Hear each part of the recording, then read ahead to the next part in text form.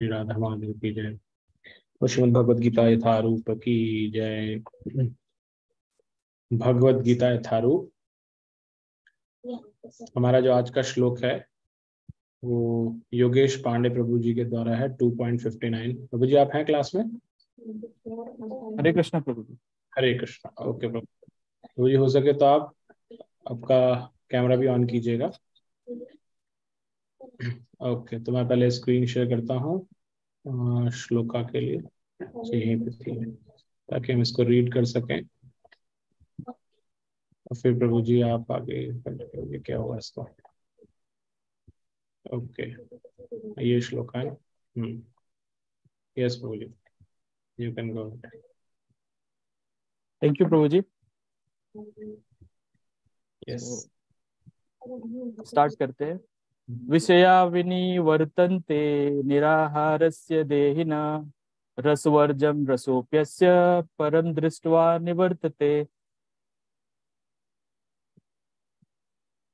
देहधारी जीव इंद्रिय भोग से भले ही निवृत्त हो जाए, उसमें इंद्रिय भोग की इच्छा बनी रहती है।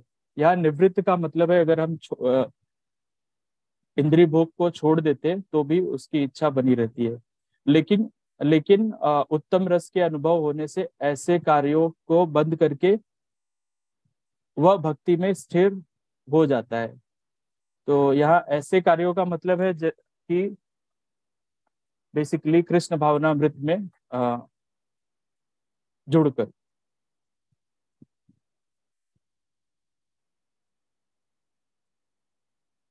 सो इस श्लोक में भगवान ये बता रहे हैं कि भले ही इंद्रिय भोग हम छोड़ दे, भले ही भौतिक इच्छाओं को हम छोड़ दे, लेकिन वो हमेशा के लिए नहीं छूटता है और हमेशा के लिए सफलता नहीं मिलता है। जब तक कोई व्यक्ति अध्यात्म को न प्राप्त हो, उसके अंदर इंद्रिय भोग की इच्छा बनी रहती है और इंद्रिय भोग से विरत होना ऑलमोस्ट इम्पॉसिबल है, असंभव है। जैसे कि यदि कोई बीमार व्यक्ति, कुछ एग्जाम्पल के लिए देखते हैं, जैसे कोई बीमार व्यक्ति है, उसको बहुत सारी चीजों से प्रतिबंधित होना पड़ता है। जैसे कि अगर किसी को डायबिटीज है तो उसे मीठा के लिए मना किया जाता है। भले ही वो कुछ समय तक, जब तक वो बीमार है, जब तक डॉक्टर ने कहा है कि उसको मीठा नहीं लेना चाहिए, वो भले वो मीठा नहीं लेगा, लेकिन उसके अंदर मीठा क्या होता है वो पता होता है और मीठा को खाने के लिए उसके अंदर इच्छा बनी रहती है। तो यही पहले श्लोक का पहले लाइन का मतलब है। लेकिन अभी दूसरी लाइन में ये था कि उत्तम रस का आस्वादन होने पर या तो और किसी और उत्तम रस का अनुभव होने पर ये चीजें छूट जाती है।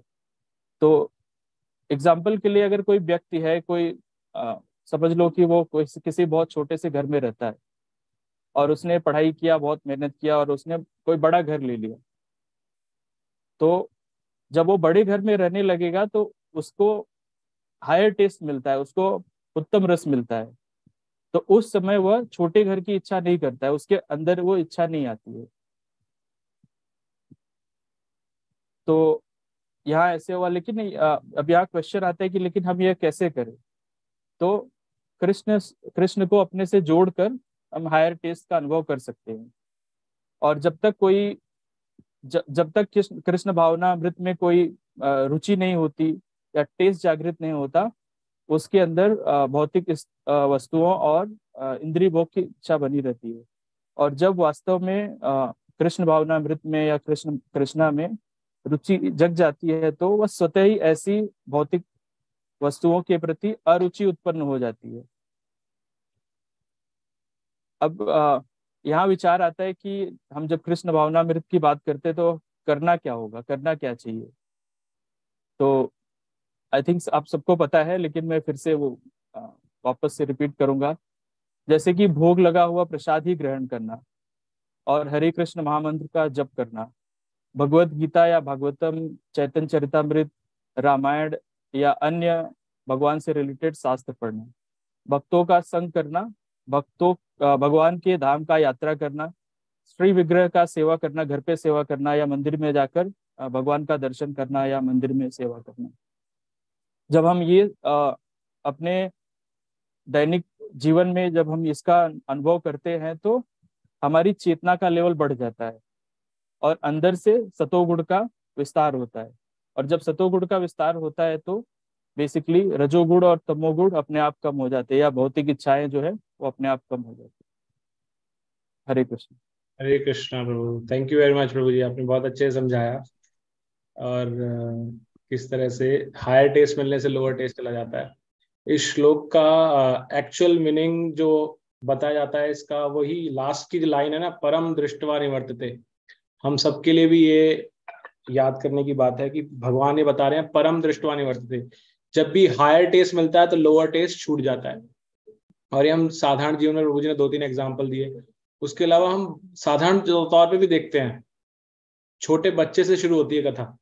छोटा बच्चा किसी चीज के अगर पीछे पड़ जाता है, राइट, अगर उसको मान लीजिए कुछ दिक्कत दे रहा है, कुछ कर रहा है ऐसा, तो ज्यादातर पेरेंट्स क्या करते हैं आजकल, उसको हायर टेस्ट के नाम पे क्या दे देते हैं ताकि वो जो कर रहा है वो छोड़ दे उसको?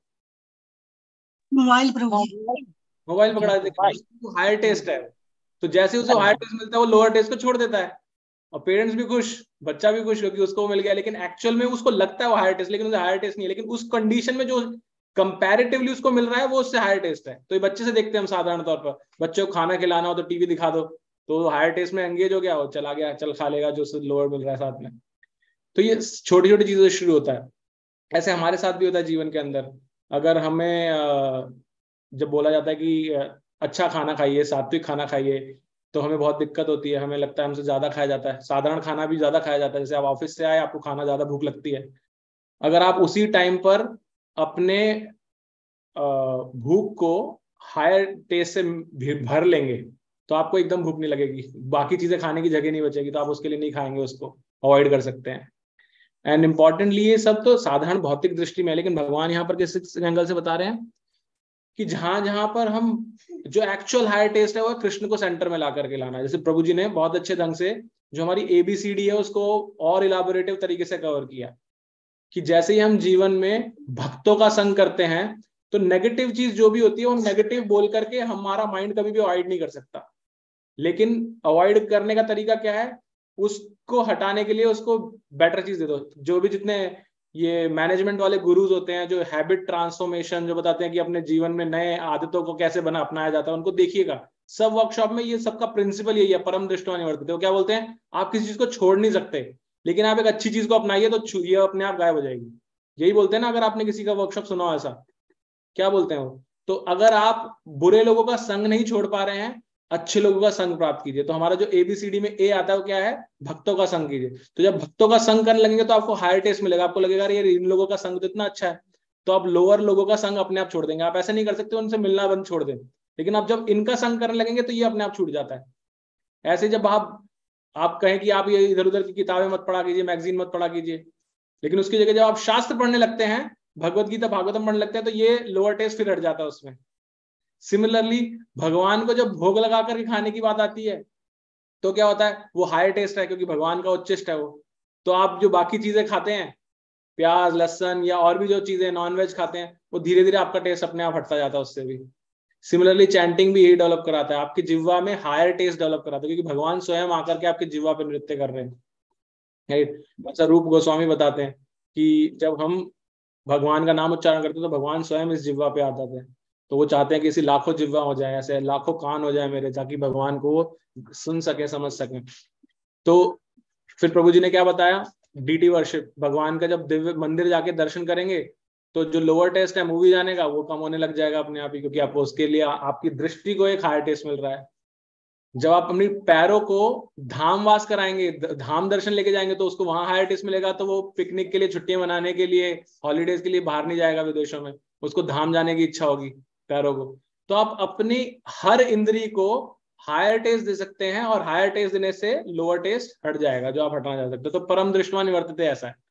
तो जैसे प्रभु जी ने बताया, धन्यवाद प्रभु जी अगेन, मैंने थोड़ा सा उसमें और बिल्ड किया ताकि और अच्छे से हम उसको समझ सके।